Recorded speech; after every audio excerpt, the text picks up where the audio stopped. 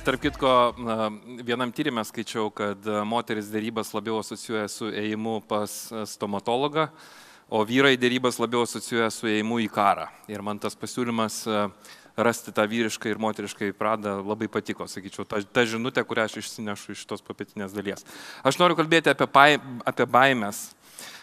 Ir kodėl Dainius sako, nekalbam, nes mes labai dažnai kalbam apie įtakos darimą kaip apie kažkokių tai instrumentų naudojimą, tai yra apie kažko tai darimą klientui, bet ne apie kažko tai darimą savo. Tai mano pranešimas yra apie tai, ką reikia daryti su savim, jeigu tu nori daryti įtaką. Tai apie baimės, kas tai yra baimė? Baimė tai yra pirmapradė emocija, kuri iš esmės skirta mūsų apsaugai. Jeigu mes nebijotumėm, tai ko gero mes nebūtumėm išgyvenę kaip žmonių rūšis. Nes baimė mus saugo nuo įvairiausių rizikų ir nuo įvairiausių pavojų. Jeigu aš jums dabar pasakyčiau, įsivaizduokit tokią situaciją, jūs esat balkone, kokiam 12 aukšte, ir sakyčiau, eikit artin ir pažiūrėkit, lenkitės per turėklus, kažkurio momentu jūs turbūt sustosit, nes kas jūs sustabdys, aišku, mirties baimė. Ir tai suveiks kaip tam tikra apsauginė funkcija. Bet jeigu aš paprašysiu dabar šalia kaimynui kažkam sėdinčiam šalia pasakyti, na, kažkokią tai savo bjaurę savybę arba kažkokią tai savo gėdą, tai vieni pasakysit, kiti nepasakysit, nieko blogo ko gero nenutiks. Taigi vieniems tas mechanizmas suveiks stipriau, kitiems suveiks silpniau. Tai kalbant apie baimės, aš tiesą sakant paskyriau savo pastarį metą baimių tyrinėjimui pardavimuose ir salesblog.lt padariau apklausą pardavėjų. Čia yra 160 žmonių. Tai nėra daug, bet galėtų būti daugiau, tai čia aš jūsų vėliau paprašysiu tą apklausą užpildyti, kol jūs lauksit kito pranešėjo. Tai ką man parodė 160 žmonių nuomonė, tai kad pardavėjai labiausiai bijo parodyti savo nekompetenciją. Tai yra, na, šiek tiek gal parodyti tas vietas, kurios yra labiau silpnos. Jie bijo paspaus klientą pardavimo pabaigoje, kas labai aiškiai koreliuoja su ta problema, kad mes labai dažnai neužbaigiame pardavimų. Pardavėjai bijo taip pat kitų dalykų, kurie čia yra išvardinti smulkiai. Pavyzdžiui, bijo, kad atrodys savim nepasitikintis ir daugybė kitų dalykų. Tai iš tas skaidrės jūs matysite vėliau, galėsite jas prasisiųsti iš salesblog arba iš pardavimų formulės. Bet žiūrėdamas iš šitą tyrimą, aš baimės apibendrinau ir išskyriau tokias 3 pagrindinės. Pirma pagrindinė baimė, kuri mus stabdo, tiesą sakant, nuo gero pardavimo, tai yra baimė prarasti sandorį. Labai paradoksalu, ar ne? Einu sandorio, bet aš kartu bijau jo netekti. Iš to, kad bijau jo netekti, aš kartais padarau įvairiausių kvailysčių. Tam, kad iliustruočiau šitas baimės ir parodyčiau, ką su jomis daryti, aš pasitelkiau tokius 3 gyvenimiškus atvejus, kurie nutiko man kaip klientui, ir aš stebėjau tiek kaip klientui, tiek kaip pardavimų lektoriui, ir aš stebėjau tos žmonės, kurie tvarkėsi su šitomis baimėmis. Ir aš išskyriau tokius esminius galbūt aspektus, kurie leido žmogui su šitą baimę susitvarkyti ir nepatirti jos kažkokių tai pasiekmių. Tai vienas atvejis – Kaziuko mugė. Visi esat, ko gero, buvę Kaziuko mugėje. Man teko toks smagumas lankytis Kaziuko mugėje ir ėjau aš nuo Žvėryno prospektu, nuo Seimo, o tie, kas Vilniečiai žinot.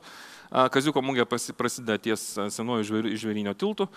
Perėjom visą prospektą, priartėjau prie Pilies gatvės pradžios ir žinot, Kaziuko mugėje visą laiką būna šalta, arba šlapia ir šalta, arba sausa ir šalta, vis tiek yra šalta.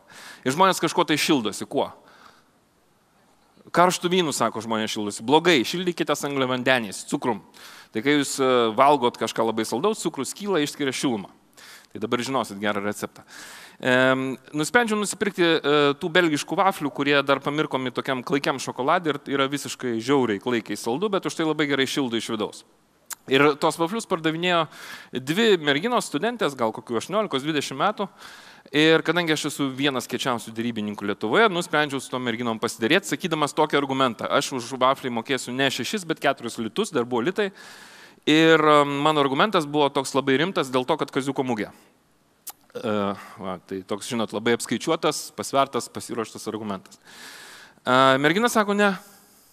Aš taip atšokau šiek tiek atgal, jinai sako ne, aš sakau dėl ko ne, nes jis kainuoja 6 litus, ne 4 ir taip toliau. Ir aš sakau, žinokit, aš einu kažkur kitur, teikit olyvit, ar ne, tą techniką, einu kitur, nusipirksiu kitur vaflį. Jinai sako, jeigu jūs eisit toliau ir ieškosit kažko panašaus, tai artimiausia tokia skanių daiktų prekyvietė yra už kokių 45 minučių kelio nuo čia, nes pilna žmonių, ar ne, reikia lipti iki Vokiečių gatvės viršaus. Aš sakau, nurkas, jinai sako, užduoda man klausimą. Kiek jūs sumokėtumėt už tai, kad jums nereiktų laukti 45 minučių? Aš ją taip žiūriu ir nesuprantu, ko jinai nori manęs paklausti. Kaip tai kiek? Jinai sako, ar 2 litus sumokėtumėt už tai, kad jums nereiktų laukti 45 minučių? Aš sakau, sumokėčiau, aišku. Tai tada 6.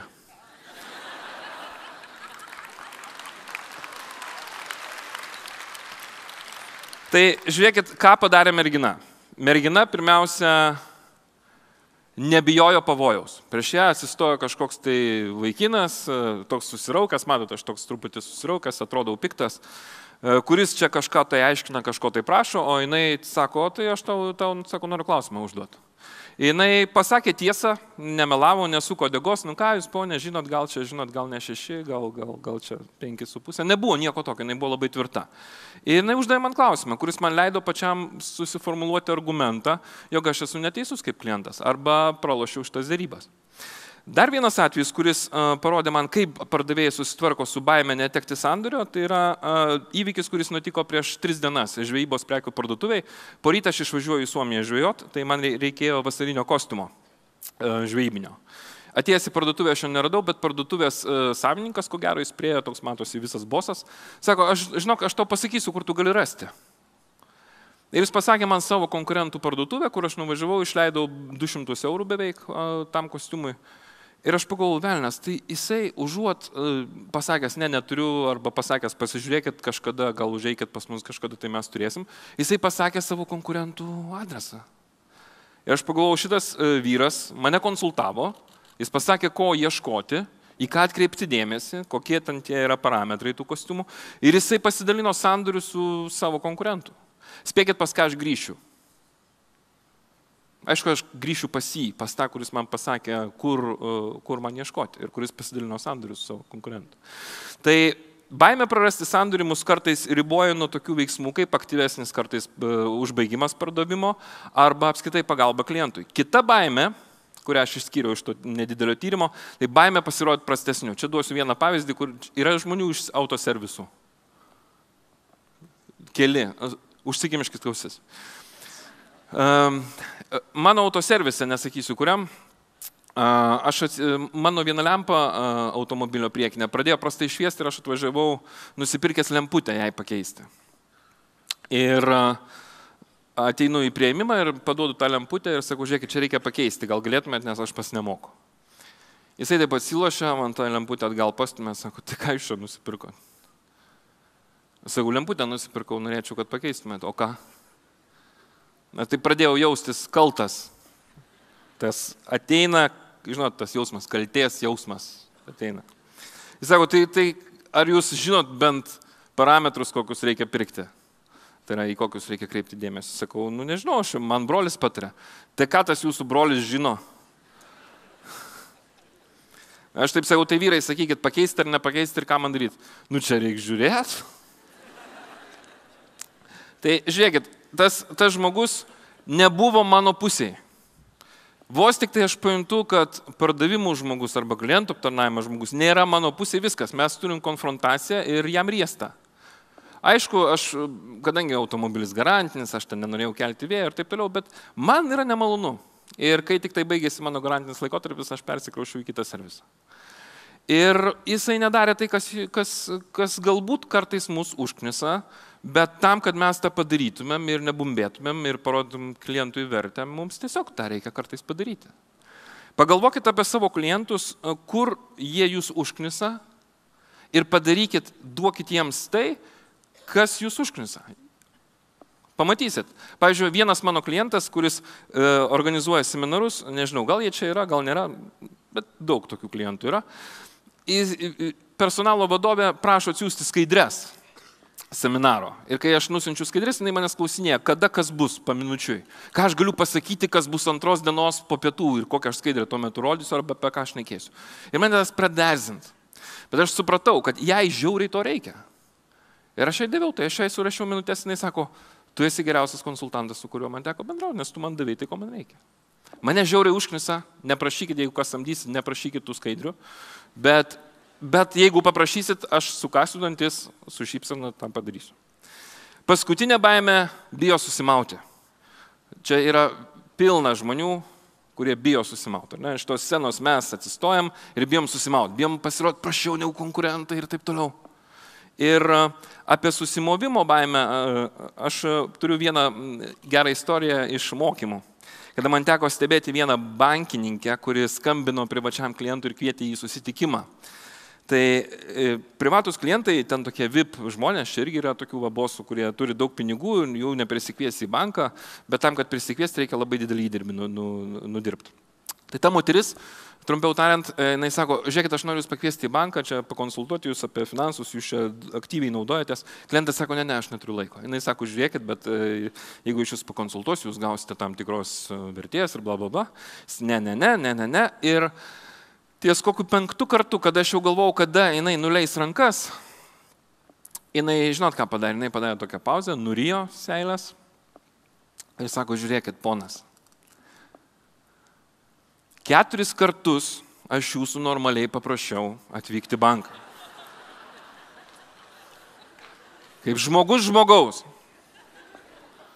Jūs man pasakėt ne. Sakykit man prašau dabar, ką man padaryti ir ko man jūsų paklausti, kad jūs po galais sutiktumėt atvažiuoti.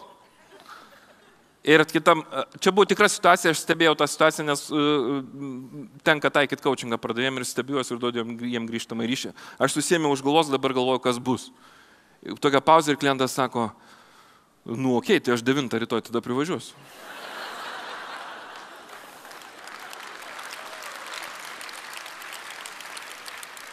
Tai ką jinai padarė? Jinai nebijo klysti, jinai niekuo nerizikuoja. Blogiausia, kas gali nutikti, jisai netvažiuos į banką.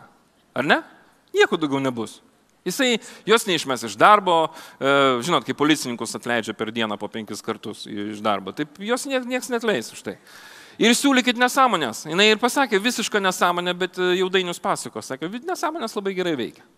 Tai žiūrėkit, apibendrinant, baimės yra mūsų pačių barjerai, mūsų pačių apsauginė sistema, kuri kartais mums trukdo žengti dar vieną žingsnį, tai aš linkiu jums tą žingsnį žengti ir ženkit jau dabar. Viso.